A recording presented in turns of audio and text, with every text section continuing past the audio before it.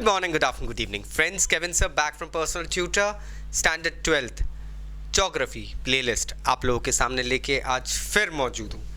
Chapter है primary activities. Topic जो हम आज ब्रीफ करने वाले हैं that is collective farming. Collective farming का इंट्रोडक्शन हुआ था अर्स्टवाइल सोवियत यूनियन में. ज़रूरतें कुछ ऐसी पड़ गई थी कि लोगों को प्रोडक्शन बढ़ाने के लिए अपनी फार्मलैंड्स को पूल करना पड़ा था.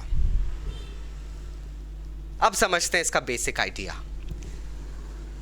एक सोशल ओनरशिप जब किसी लैंड के ऊपर हो जाती है, एग्जाम्पल वाइज इसको सीधी भाषा में बताऊं, आपके शहरों में there are traffic signals, there are gardens जिसे हम पब्लिक प्रॉपर्टी कहते हैं. आप उसको वैंडलाइज नहीं करते हैं.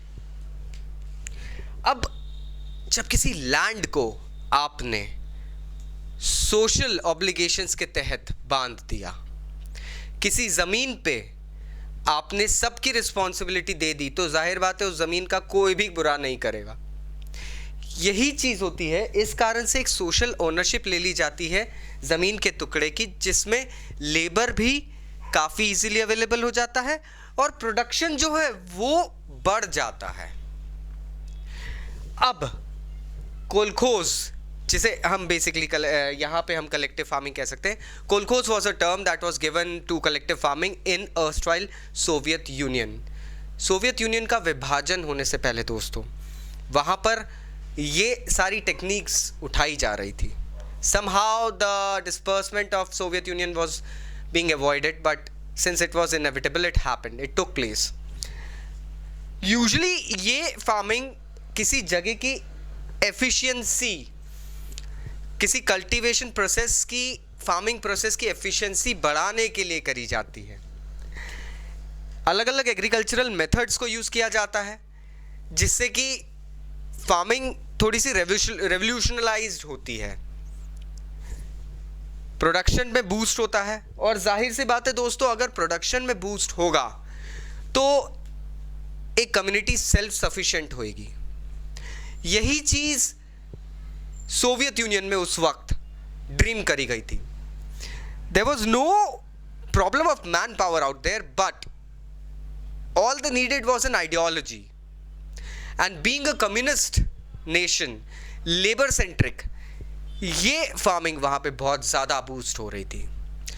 अब आप बोलेंगे कि ये कलेक्टिव फार्मिंग तो कोऑपरेटिव फार्मिंग जैसा ही लग रहा है. फार्मर्स एक लैंड के टुकड़े पे अपने रिसोर्सेस लगा रहे हैं, अपने रिसोर्सेस के बाद में जो आउटकम है उनको शेयर कर रहे हैं. तो इसमें फ़र्क क्या है? फ़र्क यहाँ था. The main difference here, it was a minute difference, but yes, it had quite implications.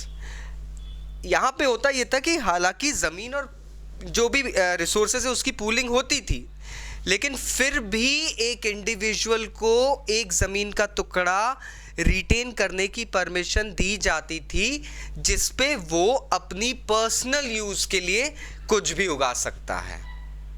अब वो उसका कमर्शियल यूज़ करे, उसका सब्सिस्टेंस के लिए यूज़ करे, सब्सिस्टेंस मतलब आजीविका के लिए, ये उसके ऊपर रहता था. So now you know this thing was a bit revolutionized. थोड़ा सा चेंज था. अब आपकी मर्जी, आप वहाँ पे कुछ भी उगाओ, आप एक कमर्शियल क्रॉप उगाओ, कैश क्रॉप जिसे कह सकते हैं, या एक आप अपनी सब्सिस्टेंस फार्मिंग के लिए अपने घर के लिए कुछ उगा लो. So this was all what was bringing the change. I hope अब आपको समझ में आया कलेक्टिव फार्मिंग होती क्या है, क्या चेंजेस है इसमें, किस तरीके से कोऑपरेटिव फार्मिंग से थोड़ा सा अलग है और क्या फ़ायदे हैं. स्टिल अगर कोई डाउट्स है तो नीचे कमेंट बॉक्स में कमेंट जरूर करना दोस्तों. This is Kevin sir signing off today. Take care, bye bye.